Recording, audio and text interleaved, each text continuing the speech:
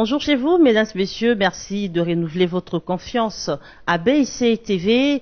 Une très bonne nouvelle, le ministre d'État en charge de la coopération internationale, intégration régionale et francophonie, juriste, essayiste en philosophie politique, écrivain, Maître Popin Guillaume Manjolo nous a reçu ces jours à son cabinet de travail et c'est avec plaisir que nous allons ouvrir ses livres. Ça sera avant de décortiquer son parcours politique, pourquoi pas vous faire profiter de cet engagement qu'il a pris pour le bien du peuple congolais dont nous faisons tous partie. Bonjour, Excellence. Bonjour, madame. Alors, BCTV descend chez vous pour plusieurs questions, mais si vous le permettez, nous allons commencer par parler de vos publications, vos livres qui ont fait parler, que nous avons lus, relus, que nous avons compris et même d'autres qui ont été difficiles à comprendre. Merci infiniment déjà de pouvoir venir parler des livres puisque c'est une démarche chez nous qui n'est pas forcément habituelle. Oui. Et avoir une opportunité de cette nature-là, tout en étant en fonction, je pense que les aspects scientifiques sont totalement recommandés, y compris dans le cadre des fonctions. Merci encore infiniment. Merci à vous, Monsieur le ministre de la Coopération. Et là, j'aimerais commencer par dire merci, Monsieur l'écrivain, de nous avoir reçus. Alors, nous allons commencer par ces livres-là. Ma Nation, je ne sais pas si nous parlons le même langage avec ma technique. Nous parlons de Ma Nation, de la dégénérescence d'une nation et de sa renaissance. On peut déjà comprendre le titre avant de dire autre chose. Tout à fait, j'espère bien que vous avez eu l'opportunité de lire aussi la critique extraordinaire de M. Eric Hennes, qui est un philosophe et ethnologue belge, qui a travaillé sur mes textes, qui a un avis précis au fait sur ce qui est dans ses livres. C'est notamment son contenu, qui est un contenu de combat, qui est une activité qui est liée globalement à une autre perception de la République, à une refondation, à d'abord une évaluation profonde de la situation qui est la nôtre, pas l'actualité, mais l'origine, l'actualité et les perspectives. C'est mon texte fondateur, c'est un texte de combat, comme je l'ai dit, c'est un texte qui participe à pouvoir évaluer l'âme humaine congolaise et comment est-ce qu'elle participe, dans les concerts de nations, à promouvoir son existence et à se mettre en perspective. Alors, je l'ai construit pendant des années, ce texte, et je l'ai finalisé en 2005-2006, de sorte que mon ancien professeur en troisième cycle de la faculté des philo et lettres de l'université de Saint-Louis, Jean-Pierre Nandrin, l'a préfacé. On n'était pas d'accord sur un certain nombre d'aspects parce que comme c'est aussi un fils des colons belges, il avait difficile à accepter une terminologie qui était la mienne, qui est quelque part une terminologie militaire. Parce que la situation prédisposait à ce que je puisse en parler dans ce terme. Vous répondez déjà. Voilà, c'était un peu ça. Vous allez demander pourquoi. Alors, monsieur le ministre écrivain de Ma Nation, vous évoquez dans ce livre que nous avons lu la liberté, l'émergence du surhomme. Dans cet ouvrage, nous lisons également le désespoir, la négativité. Était-ce un cri? Un cri, était-ce le désespoir? Était-ce une révolte? Vous lanciez une guerre contre qui? Contre quoi? Parce que vous êtes parti un peu très fort dans ces livres. Oui, mais c'est-à-dire la quête ici, c'est atteindre la supériorité sur toute chose en tant que Congolais. La première supériorité, la première supériorité posée sur les ressentiments, les passions tristes au sens de Spinoza, dire que si vous voulez agir utilement dans une société, il faut déjà vous débarrasser des oripeaux de certains comportements, dont notamment les ressentiments. Je ne fais pas la guerre contre quelqu'un, je commence par faire la guerre contre moi-même. Qui suis-je? Comment dois-je me comporter au terme de l'évaluation de qui je suis? J'ai dit que je suis congolais, très bien. Il s'avère simplement que je suis les descendants des mains coupées. C'est-à-dire ces pays a connu un génocide les plus terribles que la terre n'ait jamais connu. On tranchait les gens vivants, ici, en RDC. Nous sommes passés de 25 millions d'habitants en 1883-84 pour tomber à plus ou moins 11 à 12 millions d'habitants en 1908.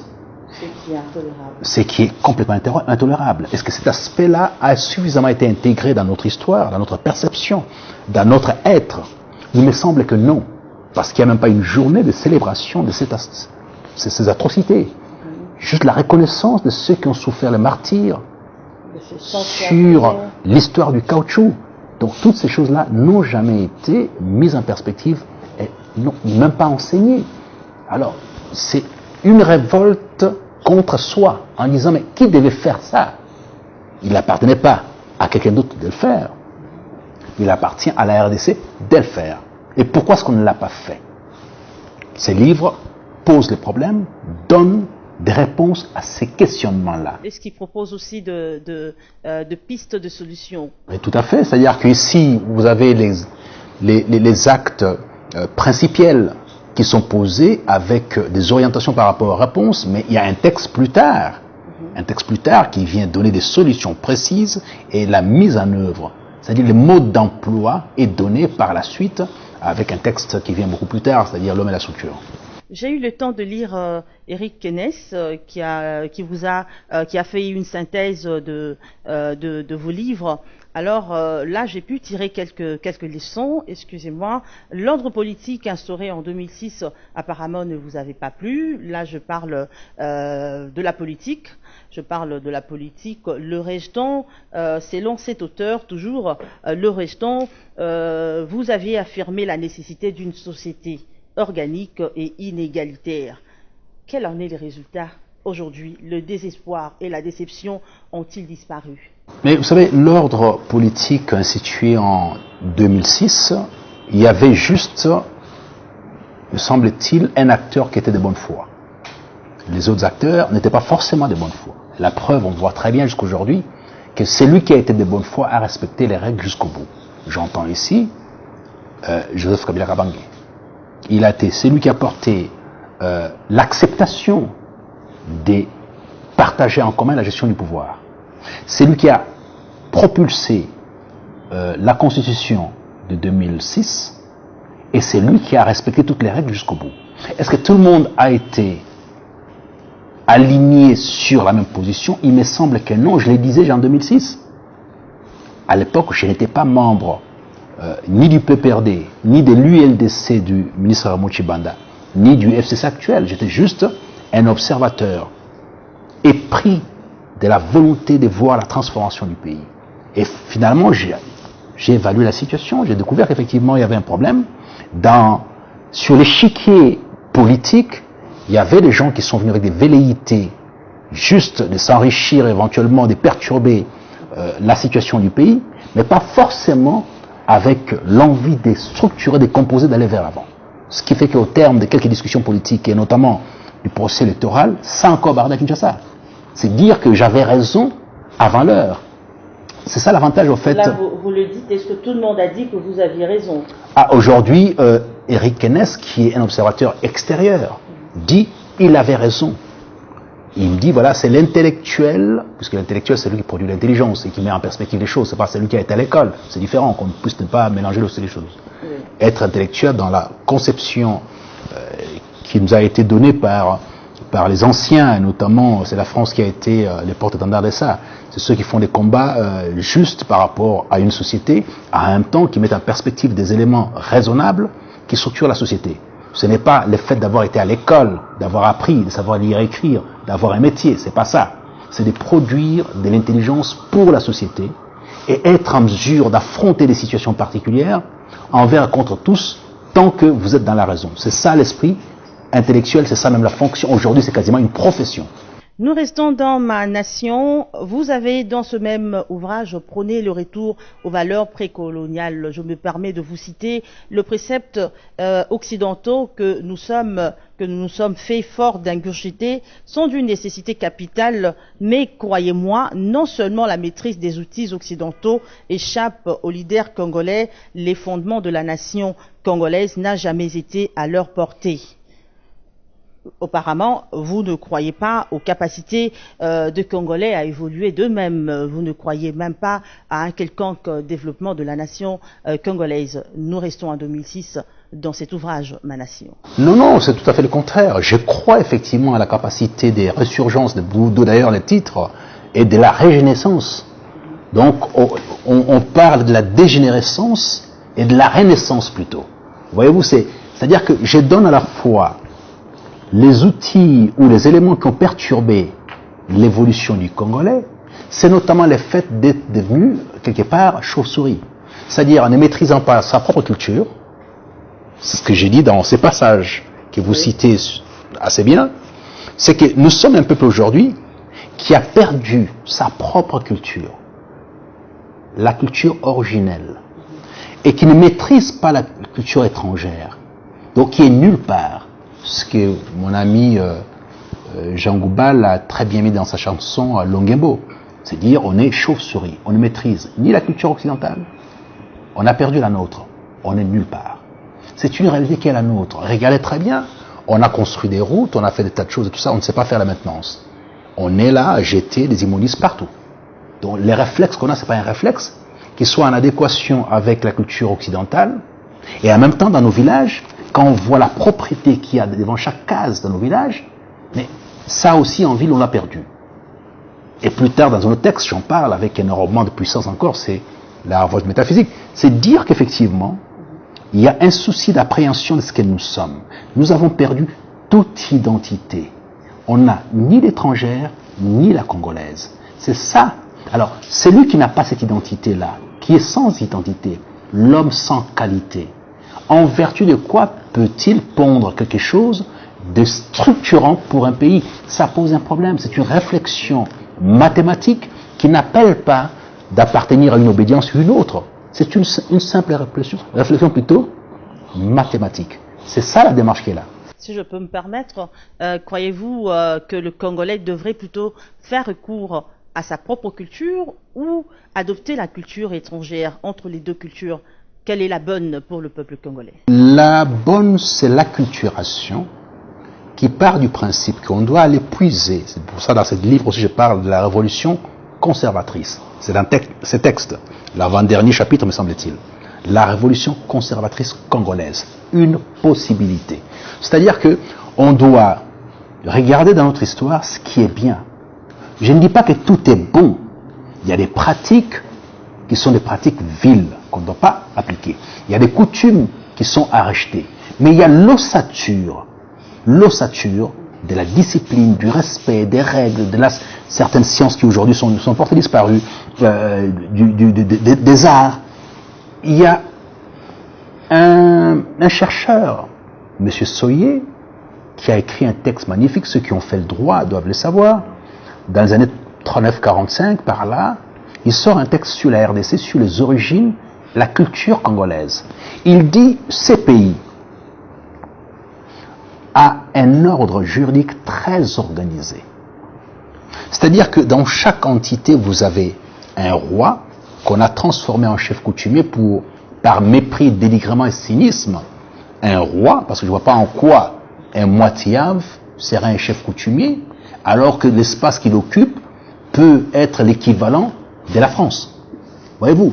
Alors, un roi qui est là, il a autour de lui des sages qui forment quasiment son gouvernement. En dessous d'eux, il y a d'autres sages qui forment le Parlement, qui doivent évaluer les règles qui s'appliquent à la société. Et chaque règle est évaluée en fonction de la sagesse. De sorte que ce qui s'applique à la société, c'est la sagesse sans cesse. Il n'y a pas des règles qui soient des règles d'autorité, mais ce sont des règles qui sont consenties, discutées, qui sont consensuelles. Et ça, on l'a fait depuis très longtemps. Autre chose encore, et là je vais m'arrêter là sur la prochaine question, c'est une correspondance que Stanley adresse à un de ses amis, et on a ça dans les livres de Conan Doyle, Les crimes du Congo. Nous sommes en 1883 exactement. Il écrit ce texte en disant à son ami, « Je suis arrivé à Irebu. » Irebu, c'est au niveau d'Équateur. La populeuse Venise du Congo. J'y ai trouvé un début d'industrie, les commerces très organisés, y compris la connaissance parfaite de leur environnement, parce qu'ils procèdent aussi à une sorte de diplomatie. Donc quelque part, si on laisse ce peuple avancer, il irait très loin. C'est le même peuple, madame. C'est le peuple qui a inventé les premiers signes mathématiques de la planète, il y a 20 000 ans, qui s'appelle le bâton ou les osselets d'Ishango. Alors un peuple comme ça, c'est un peuple de Dieu, c'est un peuple particulier. D'où, quelque part dans un texte, je dis, Dieu est congolais. Dieu est congolais.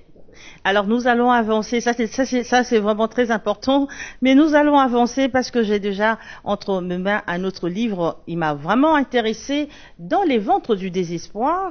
Dans les ventres du désespoir, quel message alors comptez-vous passer à vos lecteurs en relatant l'histoire de ces deux détenus dont l'un restant son imperfection et sa méchanceté pour s'enfermer dans l'isolement et l'autre faisant preuve d'humanisme et de compréhension pour le défaut et nourrir l'espoir de s'améliorer tant soit peu. Deux personnages très opposés de par leur comportement. Et ajouter à cela, c'est ce titre Dans les ventres du désespoir qui nous dérange un peu. Quel est le message que l'écrivain que vous êtes, Maître Pepin Guillaume Manjolo, comptiez-vous passer à vos lecteurs? Parce qu'apparemment, on n'arrive pas à lier les trois aspects. D'accord. En fait, l'idée ici, ce que j'appelle les ajustements raisonnables.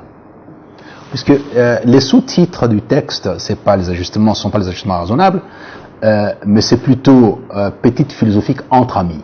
Oui. Bien. Maintenant, c'est la préparation des ajustements raisonnables que j'ai injectés dans ce texte-là. Qu'est-ce donc les ajustements raisonnables? C'est les principes selon lesquels que j'ai créé des discussions. Nous sommes dans un pays qui est toujours confronté aux dissensions, aux contradictions, à la violence, surtout verbale aujourd'hui. Alors, tout le monde pense avoir raison. Ce qui est très bien. Tout le monde pense avoir raison. La démocratie. Oui, mais tout à fait, c'est ça le problème. C'est-à-dire tout le monde a raison. Il arrive même que tout le monde ait raison en même temps. Et que chacun se cramponne sur sa raison. Et qu'il soit difficile de trancher. Alors, ce texte apporte des solutions par rapport à la discussion. 1. Lorsqu'on est à la table de discussion, on est égal. Il n'y a pas un supérieur, un inférieur. D'où les positionnements de ces deux personnes dans un enfermement veut qu'il n'y ait pas de témoins. C'est-à-dire que ce sont deux égaux enfermés à un endroit, il n'y a personne qui va applaudir, il n'y a personne qui va huer. Et par conséquent, c'est argument contre argument. Premier élément. Deuxième élément, l'histoire des points de vue. Ici, le point de vue, je l'ai appréhendé sous l'angle de ce que nous propose Deleuze dans un texte magnifique où il explique comment est-ce qu'on doit procéder pour comprendre les choses. Point de vue. C'est quoi un point de vue? Selon Deleuze, il nous explique que les points de vue, et j'ai adopté ça, c'est la capacité d'accéder à une vérité sur un flanc. C'est-à-dire, vous et moi ne connaissons pas l'éléphant. Okay. Il s'avère simplement que nous sommes dans une forêt quelque part, vous apercevez un animal énorme et vous êtes du côté de sa trempe. Vous m'interpellez en disant, écoutez, monsieur Manjolo, je suis ici, je vois une bête étrange avec une trempe. Devant moi, c'est une trempe énorme. Okay. Et moi, je ne vois pas la trempe, je dis, écoutez, c'est un peu étrange, moi je vois la queue. Je ne vois pas la trempe. Vous avez une part de vérité, j'ai une part de vérité. Vous n'avez pas toute la vérité, je n'ai pas toute la vérité. Oui. Et par conséquent, c'est un point de vue. C'est ça le point de vue. Le point de vue, c'est pas mon opinion. Les gens confondent l'opinion et le point de vue. L'opinion, c'est ce que je pense, j'ai envie de pouvoir émettre. Ce n'est qu'une opinion. Et là, sur l'opinion, il y a un célèbre philosophe qui s'appelle Parménide, qui dit, il y a la vérité, il y a les opinions. Ce que vous pensez, qui n'est pas mathématique, ça c'est une opinion. Or, le point de vue là est mathématique. Mais c'est une part de l'équation. Vous avez la trempe, moi j'ai la queue. Donc nous avons chacun de notre côté une part de la vérité. Si on y associe deux autres personnes qui auront ces deux points de vue, finalement, l'addition de tous les points de vue forme la vérité. Alors ce qui fait que quand j'estime avoir raison, c'est vrai, je peux avoir raison, mais je n'ai qu'une part de la raison, pas la totalité. Donc je dois consentir à considérer que celui qui est en face de moi a aussi une part de vérité. Alors, d'où ces textes dans les vents du désespoir, c'est-à-dire que tout ça nous mène à dire, on a eu tellement de discussions dans ce pays.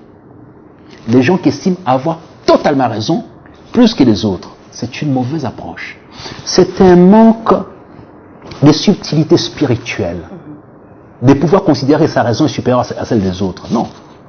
La hauteur la plus extraordinaire dans la discussion, c'est de prendre en considération la raison de l'autre, l'évaluer totalement, la déconstruire et puis l'appréhender au premier sens du terme.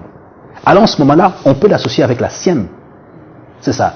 Et Nietzsche nous dit quelque part aussi, il dit, la contradiction, c'est un signe de haute culture. Il faut la susciter et même la provoquer. Mais chez nous, on n'aime pas la contradiction. D'une contradiction, on passe aux insultes, aux attaques, souvent militaires. Et depuis que les réseaux sociaux ont donné la possibilité à n'importe quel quidam de pouvoir lâcher ses missiles et ses dispositions toxiques sur la cité, mais tout le monde les fait à volonté. Alors, monsieur le ministre, vous aviez été élu. Le ventre du désespoir vous a quand même rapporté des critiques qui vous sont parvenues. Dites-nous un peu s'il faut évaluer. En tout cas, je m'accroche à ces titres, il m'a beaucoup intéressé. Alors, s'il faut évaluer vous-même ce travail, ce titre, ces textes vraiment énormes, vous donnerez combien sur 10 et selon les critiques qui vous sont parvenues? Oh, vous savez, ça serait prétentieux de donner que je puisse m'auto-évaluer. Je ne peux pas me permettre. Je laisse au lecteur de pouvoir évaluer, mais bon, il s'avère simplement que la critique sur ces textes dans les vents du désespoir a été tellement intéressante que Wallonie-Bruxelles, malheureusement, si je peux me permettre, a pris ces textes, a payé pour mettre ça en pièce de théâtre. Et cette pièce de théâtre a fait quand même quelques festivals, a été exposée, c'est-à-dire ce texte a été passé en pièce de théâtre. C'est dire la profondeur, c'est un texte qui paraît, c'est très court, c'est pas très long, c'est très très court. Il y a un concentré d'idées, un travail de profondeur, c'est tout un puits dans lequel on descend, on ressort avec les mains remplies d'or et de bonté. C'est ça, ces textes. Donc, et par conséquent, j'ai pris un grand plaisir, et quand j'ai vu les gens lire ça, j'ai une nièce qui s'appelle Nancy, que je salue au passage, qui a été frappée par ces textes aux larmes. Elle a lu ça en une nuit, elle était complètement bouleversée de voir qu'effectivement on pouvait atteindre ces niveaux d'accès à l'âme humaine. Alors, merci beaucoup pour ces éclaircissements, messieurs le ministre, messieurs l'écrivain. L'homme et la structure est également le fruit de votre plume, un ouvrage publié en 2016, si je ne me trompe, développant l'importance de la raison et de la pensée face au manque de réflexion et même à l'interdiction des pensées dans la situation actuelle en République démocratique du Congo. En 2016, je me rappelle, c'était quelques années après les élections de 2011. Mais cet ouvrage ne s'éloigne pas vraiment du premier. Je parle de l'ouvrage Ma Nation. Je parle de Ma Nation. Il n'y a pas eu une très grande différence parce que l'écrivain que vous êtes se sent encore déçu dans ce texte. Voilà, je ne sais pas si on a déjà montré à nos téléspectateurs, nous parlons de l'homme et la structure, ouvrage de Manjolo Pepin Guillaume, ministre d'État en charge de la coopération internationale, intégration régionale, francophonie et écrivain, parce que maintenant nous parlons de lui en tant qu'écrivain. Alors vous étiez déçu encore une fois, révoltant. On dirait que le processus électoral en République démocratique du Congo ou alors le dirigeant choisi ne vous avait jamais convaincu. Non, c'est pas tant à ce niveau-là que ça se situe. Non, non. Au niveau de l'exercice démocratique, je n'ai rien à dire là-dessus parce que c'est un processus qui demandait d'être parfait au fur et à mesure. Nous sommes les seuls dans la zone CEAC ou en Afrique en général. Nous sommes très peu de pays qui sont passés de l'état de guerre et du déchirement profond à l'état de paix, à la construction d'un pays. Nous sommes quasiment les seuls à avoir atteint ce niveau-là. Ce qui fait qu'il faut saluer ces efforts, mais d'un niveau extraordinaire. Cela étant, il s'agit maintenant des hommes. Vous savez, je m'en souviens encore lorsque le président Kabila, au terme de son mandat quasiment, on lui pose la question s'il avait un regret, ça devait être lequel? Et il répond c'est l'homme congolais que je n'ai pas pu changer. Voyez-vous, c'est ça la question qui se pose dans l'homme et la structure. Quel type d'homme pour quel type de structure? Il y a un travail qui doit être fait en amont par rapport à l'homme, qu'il faut construire. Cet homme congolais qu'il faut construire. Un autre homme qu'il faut construire. Parce que c'est les mêmes qu'on reprend tout le temps pour pouvoir continuer à confectionner des idées pour gérer la cité, mais des idées qui ne sont même pas applicables. Et qui lui-même ne s'est pas appliqué. Et ça pose problème. Alors, ce texte, l'homme et la structure, est la continuation de ma nation dans le sens où ma nation principielle pose des principes, des jalons, un peu comme Ézéchiel, pour dire voilà, si vous ne faites pas ça, il y a ça, ça, tout ça. Et puis maintenant, la mise en œuvre se passe par l'homme et la structure. Il vous dit comment il faut procéder maintenant, le mode d'emploi de la mise en œuvre de ma nation, c'est ça, l'homme et la structure. Vous avez lu Eric Enes qui dit ça avec énormément de justesse, oui, par rapport à l'évolution, par rapport à la mise en œuvre, par rapport au cheminement, avec un chronogramme précis, du soldat, de l'enfant, de l'école, de la TVA, et d'une classe spéciale de ceux qui doivent aller récolter l'impôt et les taxes et tout ça. Donc tout ça est très organisé dans l'homme et la structure en réponse ou en application des manations. C'est ça la démarche au fait. Il nous faut un homme leader naturel ou un liévatan. C'est une phrase de l'homme et la structure. Pouvez-vous nous l'expliquer? Tout à fait, c'est-à-dire qu'il y a une idée extraordinaire. Je pense qu'on nous sommes précipités pour faire une démocratie qui est la nôtre aujourd'hui à Sun City.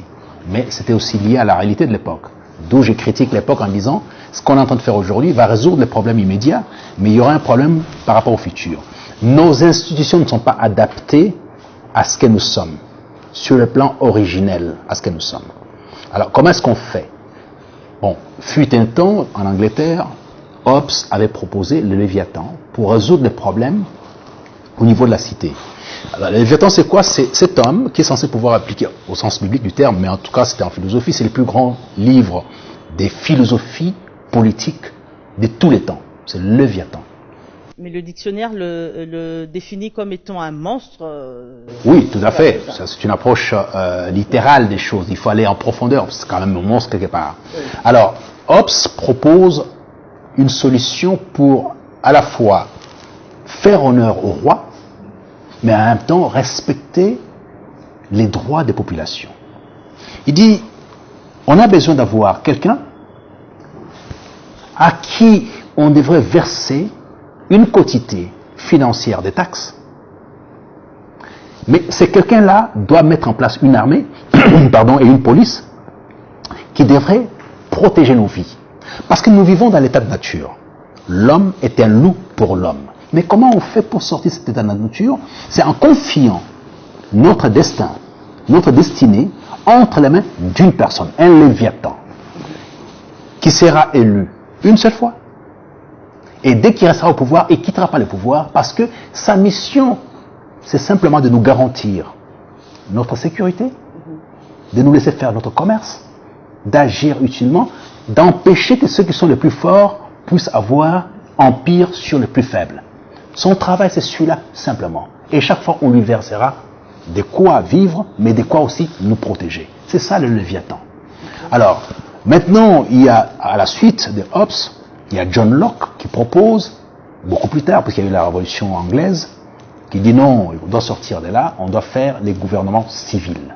C'est-à-dire un groupe de gens qui seront élus par la population, décidera à ce moment-là comment gérer la cité pour un mandat précis. C'est ce texte, gouvernement civil 1 et 2 de John Locke, qui est à la base de la déclaration d'indépendance des États-Unis d'Amérique. Donc ce qu'on appelle le Bill of Rights des États-Unis d'Amérique, qui a été rédigé par Jefferson, est tiré totalement du texte de John Locke, qui reprend que nous, peuple américain, nés libres de la liberté la plus absolue, ne pouvons concéder nos libertés que entre les mains des gens qu'on aura choisis, et non quelques rois quelque part en s'attaquant en Angleterre. Voyez-vous, donc, c'est un peu cet esprit-là que je propose. Comment est-ce que la RDC peut s'en sortir, sinon en regardant fondamentalement nos origines. Qu'avons-nous été jusqu'à aujourd'hui? Je vous ai parlé de Moitiave. Oui. Il y a des règles qui avaient été confectionnées à l'époque qui sont valables jusqu'à aujourd'hui, en dépit de toute l'évolution qu'on a eue au niveau de la RDC avec la colonisation et tout le reste. Il y a dans nos villages des règles qui n'ont pas changé, peu importe la situation au niveau du sommet de l'État aujourd'hui, les règles sont restées les mêmes depuis la nuit des temps. Alors, monsieur le ministre, si vous avez été demandé d'écrire cet ouvrage « L'homme et la structure », paru en 2016, ainsi que Ma Nation, parce que c'est pratiquement le même esprit, si vous avez été demandé d'écrire ces deux livres aujourd'hui, parce que nous pensons quand même qu'il y a eu évolution avec le temps. Est-ce que, dites-nous un peu, le texte aurait été modifié, le mot aurait été dosé, auriez-vous mis un peu d'eau dans votre vin? Non, non, pas du tout. C'est-à-dire qu'ici, bon, de toute façon, on ne peut pas réfléchir de cette façon-là à dire est-ce qu'un texte qui avait été écrit à un moment donné, est-ce que si on doit l'appliquer à un autre moment, est-ce qu'on aurait les mêmes mots? Non, ce sont des situations particulières, différentes et tout ça, qui ne se comparent pas comme ça. On ne peut pas les appréhender de cette façon-là. Mais simplement, actuellement, je continue à écrire, mais j'écris des choses en fonction des réalités actuelles. Et je les mets en perspective aussi, je les projette en fonction d'ici de ce que je ressens aujourd'hui, ce que je vis aujourd'hui. Les réalités du passé ne sont pas forcément les mêmes réalités, même si une substance est restée permanente, elle continue de cette façon-là. Il y a une ossature des déviances qui est toujours la même jusqu'aujourd'hui, qui est toujours la même. On a pensé qu'il suffisait de pouvoir changer à la tête du pays certains acteurs pour que les choses changent. C'est pas comme ça. On voit que dans certains secteurs, ça s'empire. Alors la question, de quoi s'agit-il? Alors on va revenir sur nos pattes en disant, mais on vous a dit que on devait changer l'homme. Ça n'a pas encore été fait. Ce qui fait que l'homme que vous allez proposer sera le même homme qu'hier. Et par conséquent, il continuera à faire substantiellement ce qu'il a toujours fait. Voyez-vous, donc, c'est à ce niveau-là. Maintenant, il y a une apparition extraordinaire qui est maintenant en vogue, c'est Mutombo. Mutombo produit tous les jours des aphorismes qu'il jette en pâture pour que les gens puissent s'en procurer. Chaque matin, les gens attendent la sortie de cet aphorisme par tweet. Et on attend ça, à la fin de l'année, vous aurez des enseignements de Mutombo qui sortiront. Bon, c'est de ma plume aussi. Voilà, parce qu'on est dans une configuration particulière. Ici, on vient avec des enseignements tout à fait différents, adaptés à une période particulière. J'ai fait toujours la part des choses entre être aux responsabilités et assumer pleinement ma fonction des ministres. Ça, c'est une vocation politique, ça fait partie de moi, parce que né, élevé dedans, avec cette volonté permanente de servir la République. C'est mon sacerdoce. Mais en même temps, épris des lettres et de la science, sans cesse, j'ai besoin d'exprimer les fonds de ma pensée à travers les analyses que je conjugue. Mais comment vous faites? Ça ne devrait pas être facile.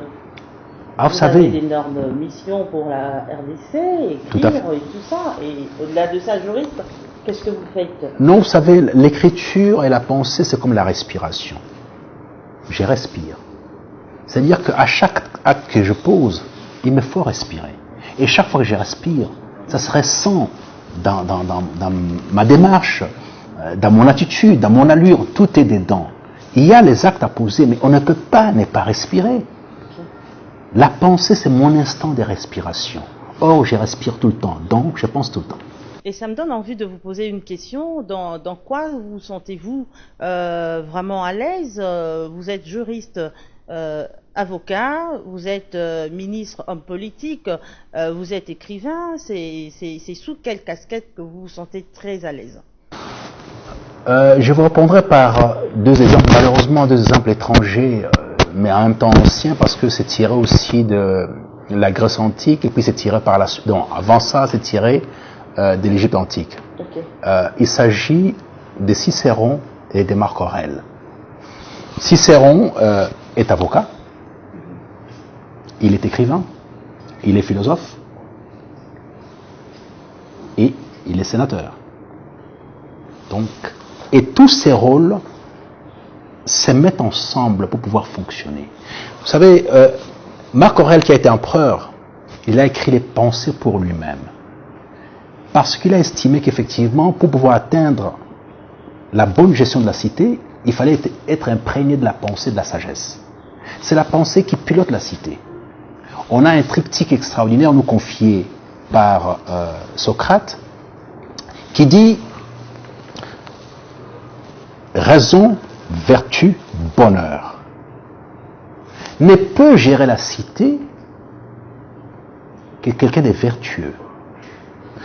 Les règles applicables à la cité doivent sortir de quelqu'un de vertueux, mais puisqu'il est vertueux, ces règles seront raisonnables. L'atteinte du bonheur de la population passe par des règles raisonnables, portées par des gens vertueux, de sorte à atteindre le bonheur de la population. Et ça, il n'y a qu'en philosophie qu'on peut trouver ça. Parce que la cité doit être gérée par la sagesse. Ceux qui ont la chance d'accéder à la sagesse, je ne parle pas des profs d'université et tout ça, c'est tout à fait un autre métier. Mais ce sont des choses, il y a une sagesse qui est des fois innée, il y a une sagesse qui est par apprentissage. Et là aussi, il y a un texte que j'aime beaucoup, c'est la lettre d'Épicure à Ménécée, qui lui dit « N'ayez pas peur de la mort, c'est l'absence de toute souffrance. Quand tu seras mort, tu ne sentiras rien. » Mais en même temps, je t'invite à pouvoir chaque fois travailler sur la sagesse, d'aller voir les vieux. Aux côtés des vieux, tu apprendras la sagesse. Le savoir, l'empirisme de la sagesse. Et les vieux aussi, je les conseille d'aller vers les jeunes pour leur vitalité. Donc, voyez-vous, il y a toute une sorte d'addition d'éléments. On ne gère pas la cité au départ d'une position stricte. On est être humain par entière, on est composé de plusieurs facettes. Ces facettes doivent servir la cité. La cité a besoin du droit, des règles. J'ai fait du droit. La cité a besoin d'une approche raisonnable. J'ai fait de la philosophie. La cité a besoin d'une discipline. Je m'impose une discipline par rapport à ça. Donc c'est l'addition de tous ces éléments qui font qu'on soit patriote, fondamentalement, et à mon sens, nationaliste et conservateur, ce que je suis, et chrétien. Dieu étant congolais, c'est un peu normal que je sois chrétien. Donc voilà, c'est toute une composition, c'est un enchevêtrement d'éléments qui structurent un homme et qui se met au service de la cité. Alors, la révolte métaphysique d'un jeune Congolais, l'un de vos livres, et le récent d'ailleurs, de 2019, cet ouvrage à travers lequel vous rendez hommage à vos parents, qui relate l'histoire d'un enfant. Après avoir reçu l'éducation chrétienne et ancestrale chez son père, arrive en ville et veut couper le cordon ombilical entre famille et village pour s'engager dans ce qui cadrait avec son milieu, le milieu actuel, ou alors les niveaux de vie actuels. Alors, moi, j'ai pensé à quelque chose. Seriez-vous en train de parler de votre propre vie? Parce que quand on retrouve cet hommage aux parents et puis on parle de ces jeunes hommes, est-ce qu'il ne serait pas Pépin Guillaume Angelo par hasard? Non, malheureusement. Vous savez, j'étais même surpris. J'étais surpris parce que bon, quelqu'un a dit ça aussi par rapport dans les vents du désespoir, et puis on leur a dit là-dedans et tout ça. Non, c'est loin de moi. Dans les textes de toujours, c'est monsieur, puisqu'il a fait un travail extraordinaire, Eric Kenneth, que je connais pas d'ailleurs. Je sais tout simplement à distance que c'est un philosophe, un ethnologue, critique littéraire. J'ai découvert des choses sur moi que je connaissais pas. Sur mon père, je ne connaissais pas. Madame, j'ai par les hasards des choses, parce que j'ai pas envoyé une invitation pour avoir des parents. J'ai eu des parents que j'ai eus, par les hasards des choses. On a les parents qu'on a. Il s'avère simplement que mon père vient d'une famille royale, dans l'espace Lunda. Et mon père a participé à la signature de l'acte d'indépendance, parmi les 44 délégués qui sont partis à Bruxelles pour signer l'acte d'indépendance. Il s'avère aussi que mon père a été ministre à la fois, ça je ne savais pas du tout, du travail, de l'emploi et de la santé, avant d'être ministre de la justice dans l'unité kassaïenne, et je suis né quand il était ministre. Okay. Donc, alors, quand vous voyez tous ces éléments-là, donc je ne suis pas dans la disposition de celui qui est en train de courir après quelque chose, je suis né dedans. Okay. Hein, donc, du sang royal, avec une évolution de l'administration coloniale et de l'administration congolaise après l'indépendance. Alors, j'ai été élevé là-dedans. Vous voyez, ce qui fait que donc je ne suis pas cette personne-là, je suis tout à fait quelqu'un d'autre. Mais simplement, c'est mon esprit, la fertilité qui pousse de mon esprit, qui me met dans les dispositions de pouvoir produire. Mais mon père m'a mis à la lecture suffisamment tôt, de sorte qu'effectivement, j'ai produit des choses dans ce sens-là. Mais simplement, l'observation minutieuse de la RDC, de l'âme congolaise, de tous ces travers, me pousse à pouvoir produire. Et tous les lecteurs disent que c'est le livre le plus philosophique et en même temps le plus accessible quelque part. Même si Kenneth dit, vous écrivez pour qui? Parce que de temps en temps vous êtes impénétrable en termes d'écriture. Est-ce que votre population... C'est ma question, parce qu'on vous trouve trop philosophe, ces langages que vous utilisez, hermétisme tout le temps. Les lecteurs sont tout le temps appelés à vous lire et même faire recours au dictionnaire et à d'autres personnes pour comprendre certains de vos termes. Vous écrivez pour qui? J'écris pour le peuple congolais, j'écris pour tous ceux qui ont une passion pour la volonté de puissance, qui veulent se transcender de l'état animal pour passer à l'état humain avant d'atteindre le surhomme. J'écris pour ces gens-là. Il s'avère simplement que dans un texte, il y a une correspondance, c'est dans Echeomo, où il y a un médecin qui écrit à Nietzsche pour lui dire, c'était Dr Stein. Dr Stein écrit à Nietzsche, il lui dit, mon cher ami Nietzsche, c'était son ami, je viens de lire votre Zarathustra, je n'y comprends rien. Donc, les textes ainsi parlaient à Zarathustra. Et Nietzsche lui répond en lui disant, vous avez raison. Vous savez pourquoi vous avez raison? Parce que si vous comprenez ces livres, vous vous mettrez au-dessus des humains. Vous verrez ce qu'ils ne voient pas. Ce qui fait que je recommande dans ces textes de faire un effort, d'accéder à ces textes pour sortir un peu du carcan habituel, de l'amusement habituel, de la bêtise habituelle. Je sais que je suis inactuel, parce qu'il faudrait des livres actuels. Mais je suis incompétent pour écrire un livre actuel. C'est-à-dire qu'il soit consommable aujourd'hui. Mais s'il y a un petit groupe, un îlot, qui fait un effort d'accéder à ce texte, il se met au-dessus de la mêlée, pense autrement. Il y a par exemple dans ce texte la condamnation définitive contre les ressentiments, c'est-à-dire la haine, toutes ces choses-là. Chez moi, c'est interdit. Un être humain qui est animé par la haine, l'insulte et tout ça, c'est un être faible. C'est un être qui est voué à aller en enfer. Alors, voulez-vous aller en enfer? Soyez haineux, soyez jaloux, insultez, alors vous irez en enfer. Donc, mon texte bannit ça. La grandeur dans mes textes, c'est l'absence totale des ressentiments, de la haine, de toutes ces choses-là. C'est la construction. La question, ai-je posé un acte contraire à la vie d'un jeune Congolais, d'un Congolais en général? Pas. Si j'ai posé cet acte-là, je suis condamné, je suis honni, je dois être banni. Alors que si j'ai posé chaque acte qui participe à la passion heureuse, pas triste, de la RDC, si j'ai convenu de pouvoir chaque fois discuter, partant du principe que la raison est partagée, elle n'est pas unique. Ma raison n'est pas forcément la raison unique, il y a aussi une autre raison. Sous l'angle du point de vue. Votre point de vue, mon point de vue, 3 points ou 4 points de vue forment la vérité absolue. Alors, monsieur le ministre, pourquoi avoir fait confiance à Nietzsche et Albert Camus, tous deux de philosophes, respectivement français et allemand? Pourquoi leur avoir fait confiance pour construire votre propre pensée? Là, je parle toujours de la révolte métaphysique. Pourquoi pas Jean-Paul Sartre, le grec Aristote? Il y a tout plein de philosophes. Pourquoi avoir fait ces choix de ces deux, Nietzsche et Albert Camus? Nietzsche et Camus, d'ailleurs Nietzsche précède Camus. Camus est nietzschéen. Donc c'est une ligne tout à fait normale.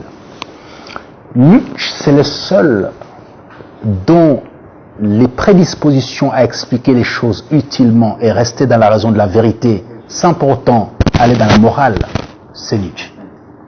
Et par conséquent, je pense que c'est le plus grand philosophe européen de tous les temps. Il s'est même dissocié de la période antique dont vous parlez, Aristote et tout ça, parce qu'après tout, il a été philologue et philosophe. Camus est dans la même trame que Nietzsche. Ces refus des ressentiments sans cesse, cette promotion de la vérité absolue par rapport à l'être humain, c'est ça la démarche que je trouvais, mais en harmonie parfaite avec mon être, est nécessaire pour la santé de ma République, pour la grande santé de ma République. Mais aujourd'hui, il est vrai que je n'avais pas accès aux philosophes africains et congolais. Maintenant, tout doucement, depuis mon installation en RDC, je commence à avoir accès à ces philosophes. J'ai pour ami principal dans la réflexion les philosophes Kamana. Godefroy Kangoudia, de son nom du travail Kamana. J'ai pour référence aujourd'hui les tout grands philosophes Mudimbe. Alors, nous sommes en train de déchuter. Peut-être une question par rapport à votre travail en tant qu'homme politique.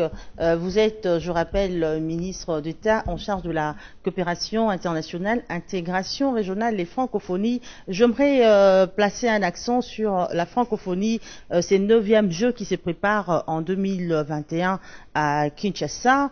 Et puis, cette maladie qui dérange un peu plus, commencée en Chine, elle commence à prendre des allures d'une épidémie internationale, coronavirus, qui a même déjà atteint la France. On a signalé dernièrement. Est-ce que vous êtes toujours rassurant, vous continuez de rassurer quant à la réussite de ces Jeux à Kinshasa? Le pays francophone, bien que touché par cette maladie, pourrait-il participer à ces Jeux? N'est-ce pas un échec qui profile à l'horizon?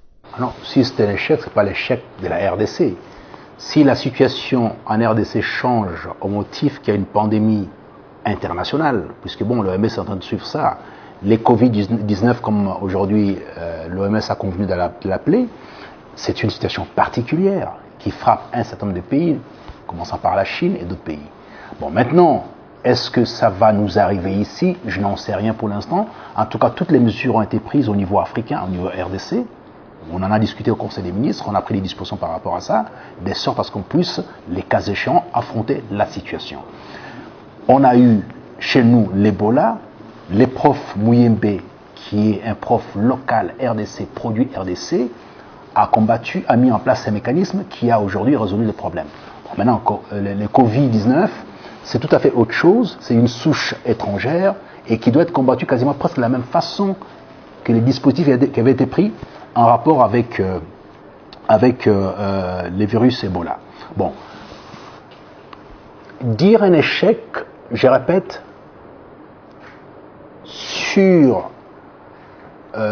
partant du principe qu'il y a cette maladie qui ne vient pas de chez nous, qui n'est pas de notre fête, c'est pas un échec RDC.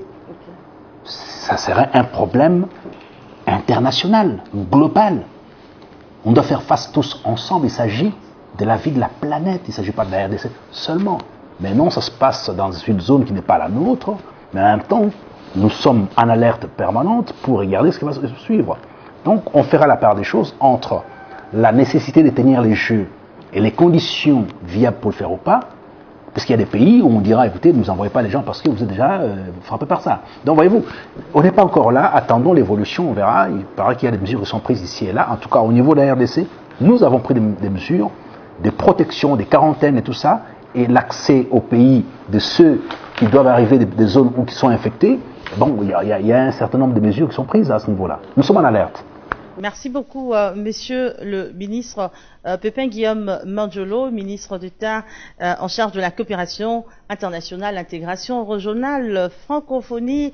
Vous êtes écrivain, nous avons parlé de vos publications, L'homme et la structure, Dans les ventres du désespoir, Ma nation, la révolte métaphysique la révolte métaphysique d'un jeune Congolais. En tout cas, on avait tellement de choses à dire, mais le temps reste de l'argent, les temps restent de l'or.